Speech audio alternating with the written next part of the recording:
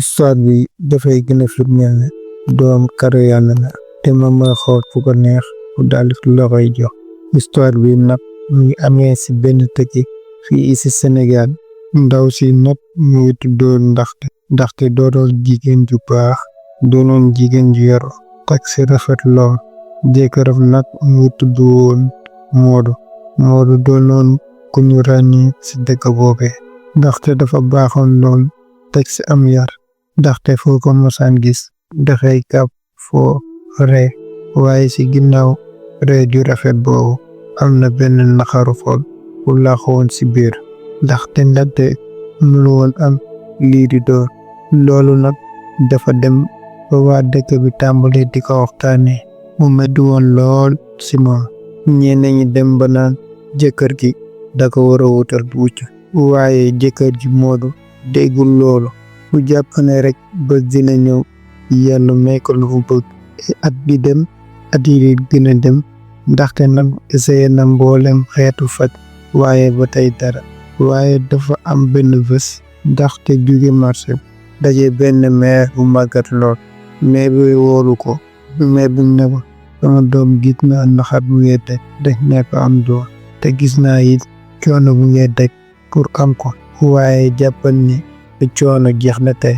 mu ne ko am na benn guy gu mag a mag bu nekk diggu àll ba ñu koy woowee baobab sacré. mu ne ko dangay dem ba si guy def say ñaan def say sarax su boobaa di nga am lu nga bëgg.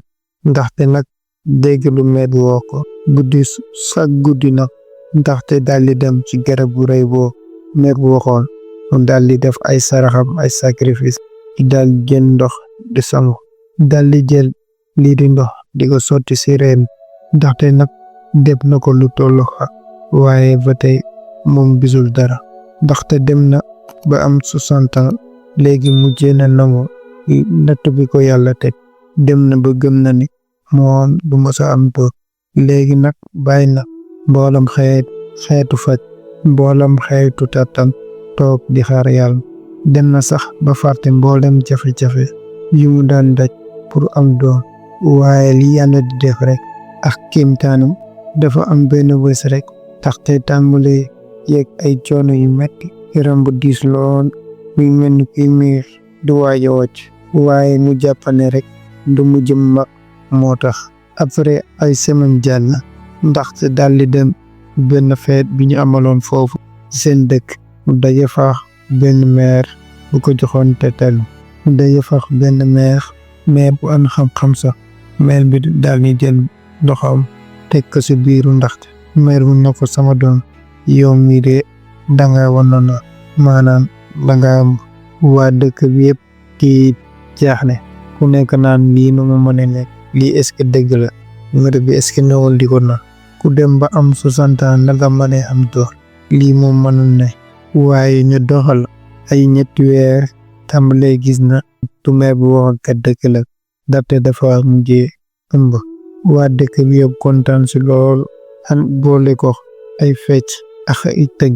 bu 9 mois yi jàllee nag ndaxte daldi na am doom ju góor ñu tuddee ko nag Jimbori maanaam mbayu yàlla.